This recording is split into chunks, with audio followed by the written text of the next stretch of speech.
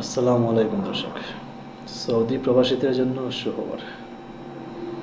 সৌদিতে যারা ডোমেস্টিক পেশার লোক আছেন, যারা আমেল মঞ্জিল সাওয়াক খাস এই ধরনের পেশার লোক, তাদের জন্য সুখবর হচ্ছে তাদের হুরুপ প্রথা বন্ধ করে দিয়েছে সৌদি সরকার। এখন থেকে কফিল আপনাদেরকে চাইলে হুরুপ করতে পারবে না। এখন নতুন সিস্টেম চালু করেছে টার্মিনেট। এখন হুরুপ এবং টার্মিনেটের সুবিধা অসুবিধা কি? হুরুপ মানে কি সেটা আগে জানি আমরা। হুরুপ মানে হচ্ছে কফিলের সিস্টেম থেকে আপনাকে ক্যান্সেল করে দেওয়া, অর্থাৎ আপনি কফিলের সাথে নেই, কফিলের কাজে নেই, কফিল থেকে আপনি পালিয়ে গেছেন, তখন কফিল আপনাকে হুরুপ করে দিল।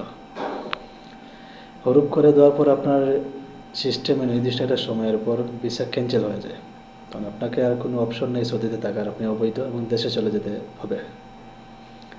সৌদি সরকার এখন এই হুরুপ সিস্টেম বাতিল করে দিয়েছে, চালু করেছে টার্মিনেট।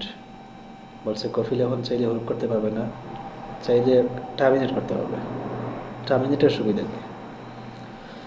টার্মিনেট করলে আপনাকে 2 মাস সময় দেওয়া হবে এবং শর্ত হচ্ছে গিয়ে আপনাকে সৌদিতে আসার 2 বছর পূর্ণ হতে হবে।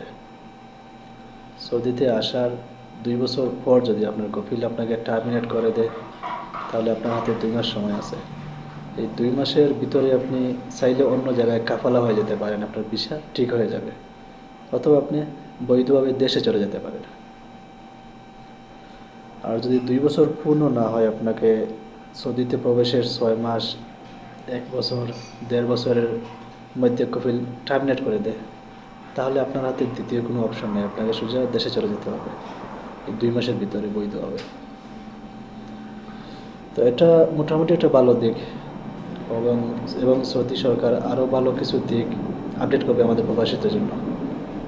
তো আজকে ভিডিও পর্যন্ত, মিলছি নেক্সট ভিডিওতে।